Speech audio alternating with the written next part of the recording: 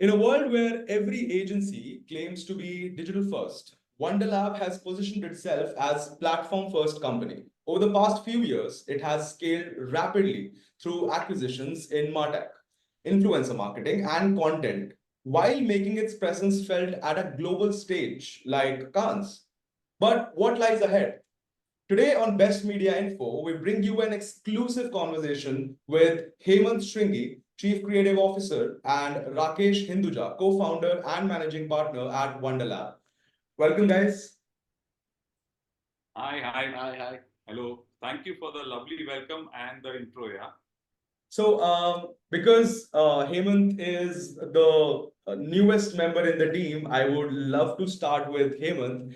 Hemant, you're stepping in after Amit Akali. What's the one thing that impresses you about Wonderlab? How did you see it before as an outsider? And what's the first new thing you would like to introduce now that you're part of it? I think it's going to be hard to say one thing that impressed me, because so many things impressed me. But I think on the outside, of course, what was interesting about Wonderlab was that they were constantly in the news for the newer things that they were doing, right? And I think what was interesting was that while in the rest of the industry there was a lot of talk, it felt like there was a lot of action that was happening here in the direction of the conversation that we were having. So that seemed fantastic. And I think one of the things that excite me right now is to think, the kind of, big idea platform thinking that I bring to the table in a way. And I think the new age and, the tech forward approach that this place has, when these two come together, I have a feeling, it'll create some magic, because I think our industry right now is strangely enough fragmented into two parts. People are either doing deep thinking, insightful, creative, big idea work, or there are new age, sort of smaller agencies that are doing new age things and tech forward work. But I think maybe these two worlds haven't met yet. And I really am excited to see these two worlds meet. And I think that's the one thing that's going to excite I me. mean, will that be the thing that, I mean, the first new thing that you'd like to introduce, or do you want to add on to it? Yeah, I mean, I was thinking I may have to figure out a new canteen and things like that, but the canteen here is great. So I think Okay. I missed the canteen during the office tour, but it's fine. So, Wonderlab calls itself a company at the intersection of creativity, content, and technology. As a creative leader, Hemant, how will you ensure that the idea doesn't get drowned in the MarTech jargon? Can you also substantiate your answer with an example of where you would draw the line? See, I think this is another conversation that we were having, right? I think the great thing about a company that holds all the functions together, I think it's greatly poised to see where it wants to rein in creativity and where it wants to let go as well. So I think that's the interesting part, right? Like, I think, of course, we are in the service of an idea, which is in the service of an output. So I think what's really important is what's the output that we are delivering. Of course, it's going to start with the idea, and of course, it's going to start with creativity. And I think because we have the reins of this whole thing in our hands, we know where to pull it and where to let go of it. So I think that's again a fantastic thing, right? Because otherwise, what tends to happen is that, like, somehow I feel like I'm giving away my child to a partner agency sometime, and I don't know whether they'll take as good care of it as I will. But here, if we're doing all of it ourselves, I know that, it's in my control. I know when I'm going to be a helicopter parent over an idea, and I know when I'm going to be a slightly more relaxed parent about it. So yeah. So, can we know of an example of how do you see that, where to pull off and where to not do it? Um, I think it's going to be hard to say it like that. I don't think it'll be an example. I think it'll be an example when we are on the journey of it. Hmm. Yeah. Like, I'll just try and add to what Hemant just said. Like, once you crack an idea, it's important that the idea lives in the respective platform shape, right? So, for example, you crack an idea, which basically Hemant is saying, which we call the, the Big Bang idea, right? Now, taking that into a influencer, it's important that you crack the influencer execution and idea. The idea remains the same. And same is true for if you're doing even a content video or you're doing an act out of it, right? It's important that you hold the idea to the T the way you want, and which is what the entire overall vision of Wondrlab is. When we are creating fabulous full funnel, we've got to ensure idea is right at the core protected. Varna, still in today's times, there are quite a few times, we've also done this in the past, that TVC के लिए idea holds true, but then completely goes off when we are doing, for example, influencer, or for that matter, the actual conversion of bottom of the funnel. When it comes to commerce, right, you've got to ensure that it lives in the truest form, right? So that's how I would define it. And I think also, like you're saying, the truest form of the idea and truest form of the platform, right? It's if I were to give a slightly older analogy, you wanted to go to different markets, then you would have a core idea which would get translated to different languages. I think that's it. This is what it is, right? You've got an idea and it has to translate into the language of the medium. Understood. So before I move on to Rakesh, Hemant, a question for you. So clients today, as you said, it's gonna be a balance of both. So clients today wants creativity that not only builds brand love but also delivers measurable outcomes. So in that whole scenario, how do you plan to redefine creativity where it's serving that duality of context? Yeah. Actually, I think, the answer lies in a question itself, because I think no creative work is good enough until it's effective. And effective work is the one that has creativity at the core of it. So I don't think these are things that are, individual from each other. I think they're two sides of the same coin. Okay. Moving on to you, Rakesh. We've seen Wondrlab growing at a pretty good pace, through acquisitions in MarTech, influencer marketing, content. Now, beyond mergers and acquisition, what's the real growth engine now? Yeah. So, while the conversation of acquisition is very much true and we are growing on acquisitions, equally relevant is the organic growth that we've got with all these, right? If you look at the way we've grown on content, our very first acquisition was content. We've got fabulous growth on content, right? And the content has actually shaped into full funnel content, where it started with only, some amount of TV and, storytelling pieces for digital media. Right now, it's full funnel in the truest way. So that's organic growth there. If you look at all the other acquisitions also, if you look at the other segment of commerce play, we started with the acquisition of a performance marketing setup, right? That was the acquisition. But today, Neon and Hector, which is a homegrown tech product, it's one of the largest commerce play, technologies that are working in India. So the same is holding true, that it is not just acquisitions, because our game is about acquisition, but the vision of that acquisition growing organically also, right? And which is taking shape. While, news happens of acquisition, but it's truly the same acquisitions are growing organically. And I've given you a couple of examples. So the thing is that when a company grows at such a rapid pace, it often raises questions on profitability, sustainability. So I want to ask, where does Wondrlab stand on that front today, and how aggressive are your funding or valuation ambitions? Yeah. So, overall, the game is ambitious and aggressive, for sure. At the same point of time, we are backing this aggression with true value delivered for the clients and technology being delivered.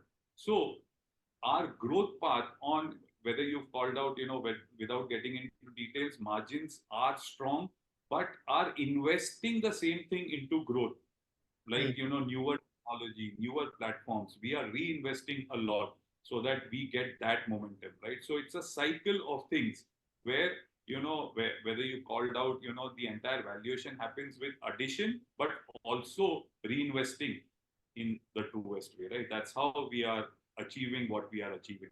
Of course, we feel that we are in a very good place. We wouldn't have imagined this 4.5 years back.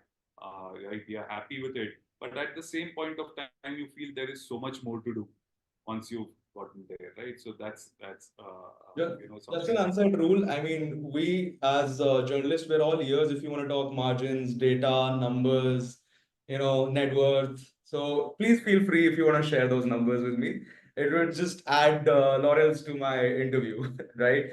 So now because I want to have like a more conversational thing. So now this question goes for both of you. Since you are a platform first agency, how do you explain that positioning to a global client who may see you as just another independent creative shop? I think it's very tough to look at us in as a independent creative shop. It's impossible, right? People who are somewhat aware of this industry also, no one would say, Wondrlab is an individual creative shop. We are confident that whether it's the clients, whether it's within the advertising side of things, you'll definitely hear that this is an organization which is creating a network in India and is in a way solving a lot more than just doing comms. But like, I just wanted to hear from you, like, what will be that conversation like if a client is not aware and you want to convey that how you are a platform first agency. So if you can just throw some light on that, and then we can move forward. Yeah. So overall, the way we talk about us is that once you talk to Wondrlab, you are talking to a partner who will deep dive in and solve full marketing solutions for you, starting from creating strategy architectures to campaigns, to getting that into whether it is commerce play, whether it is getting into creating automated tech products of CRM management, Salesforce management. So from start to end of the entire funnel, Wondrlab is the partner that you should talk to, right? And there might be, what's the good part here is that it need not be that everything gets fulfilled by Wondrlab, but the teams here, the entire knowledge that they'll be the one throat to choke when it comes to taking care of your business, right? So they may have some other partners who are fulfilling X needs of theirs, but we will hold the ship as sitting with you on the driving seat. Okay, I mean, I'll throw another question if you think that there might be something more to add here. So, how global clients, they have been going through a lot of agencies or options, where to go, where to give the next campaign to. So, when such a conversation is happening, what's the differentiate? What's your concrete differentiator against, let's say, networks like big networks? Let's not name them, but like big networks. Yeah, so I would say that, big networks, you would give certain part of the solution is solved only, right? You get only part solved. When you talk to Wondrlab, you're getting a full solve, right? And even if you look at just a project solve on comms, the way Hemant spoke about it, right? We basically solve for overall brand idea and that brand idea living in various forms in through the year, right? Which is very critical, which is very tough, right? When you're doing a project, we basically come to the table with a strong, long, big idea, which will hold true for delivering on that respective project, but which will hold true for future also. It's not just just coming and doing some spurt of immediate solving on just for a month. Of course, that is important to solve, but why is it happening at the cost of long term is our question. Okay. Okay. So moving on, Cannes was a symbolic moment for Indian independence this year, and Wonderlab making its entry. I want to know, guys, was that a signal of intent to go head to head with global networks, or was it more about just testing waters and figuring out? I mean, yeah, sorry. yeah, I mean, I think, of course, this can and the work that was built for that, for example, I was not a part of it when that started, but I think just an overall understanding, right? I think it's a signal for putting out great work more than anything else. Okay. I actually think that, all creative people, and not just creative people, everyone from the agency is usually excited to put great work out. I think, Can and various different award shows are a great platform to learn from, because, they create and set such great benchmarks. And then it's for us to deliver to those benchmarks as well. So I don't think any agency's entry into a can is proving to a network versus anything else, or testing the waters either. yeah. I think it's just a pursuit of, putting great work out. Yeah. And I think that's about it. Yeah, we don't want to prove to anyone, right? We just want to ensure that we do the work that is fabulous and prove it to our clients that we are solving for them, right? That's how we are shaping things. I would say Wondrlab is just warming up, and we'll see a lot more. Lovely. I love that answer. My next question to you guys is, what's your blueprint for expanding beyond India? Do you see Southeast Asia or Middle East as the next natural step, or are you looking westward too? Yeah. So the way we are already in Europe, right? So the way we are looking at the entire globe is five centers, right? So Okay. from five centers will be solving the globe. Today also, certain amount of our capabilities are solving for US. Commerce is being solved by US. We've got a representation in US physically also. We've got a fabulous office which is serving Europe from Warsaw, right? So like Warsaw, we'll be having three more centers which will basically take care of the entire globe. The markets that you called out, of course, are an obvious game to play, and I would say that you'll be hearing a lot more news on those fronts. Replicating the way we are doing things from HO here, the same thing is happening. All the services that you've heard of, all the things that are there with Wondrlab Bombay, Wondrlab India, are there in Europe now, right? All the things will then get replicated in the other three markets. We've got various exchange programs of Warsaw and India, right? Their teams coming here, our teams now joining there. There is immense amount of plan that Martin and Hemant have for creative coming together. So, all those things are definitely in play already and will grow in the other markets. So my next question to you will be that what is the next hard measure of success for Wondrlab? Is it IPO readiness? Is it the global presence that you just talked about, or is it something else?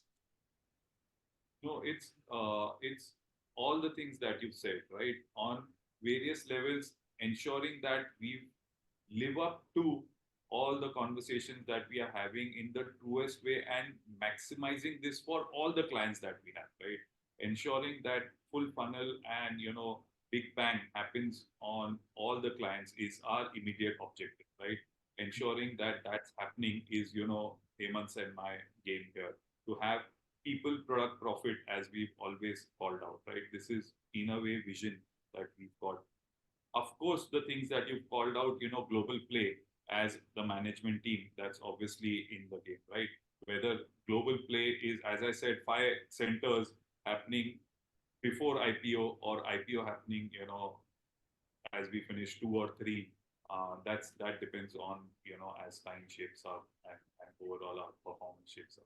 I mean, it was I think last year when we got to hear that after, so you have like a set number of acquisitions, and if the momentum keeps pace, we can see IPO as the next natural step. So I just want to kind of come out and ask, when's the IPO coming?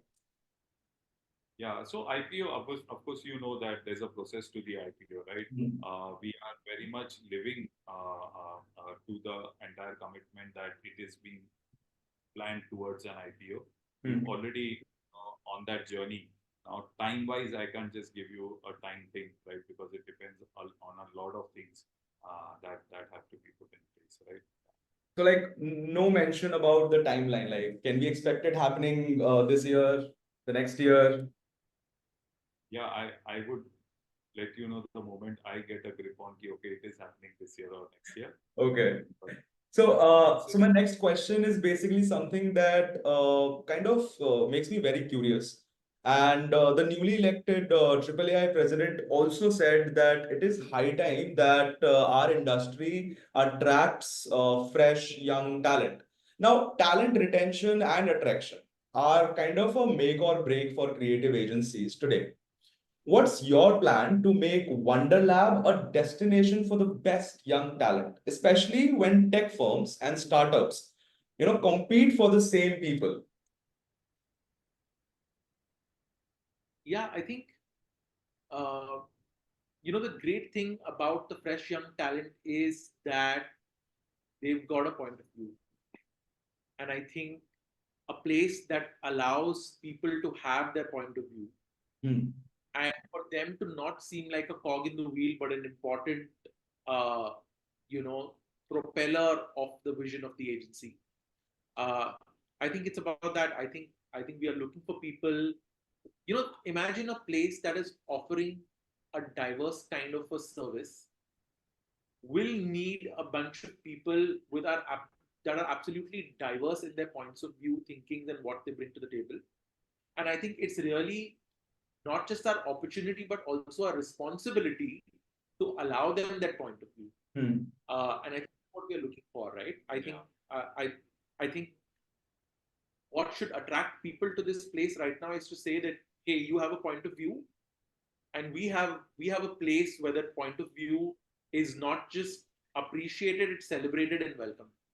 yeah. If you'd like to add anything, Rakesh. So, as Hemant called out, having a point of view and getting to express your views and getting to, get your ideas, making them into a reality, Hmm. being brave about things. Being brave about things is what Hemant, our entire conversation was Yeah. that when Hemant comes in, be brave and be fearless, kind of a conversation, which is what young talents want, by the way, right? So if the leader is going to shape it in a way, of course, not just irrational bravery, right? It is about the way this leader is. When Hemant is talking about things, he is also talking about work that will be effective and get things going, right? Creative work which will make value creation for the clients. Hmm. And that is going to be the leader's culture. Therefore, he'll be backing people like that, right? Therefore, these people who are young guys today, they want their ideas to be heard.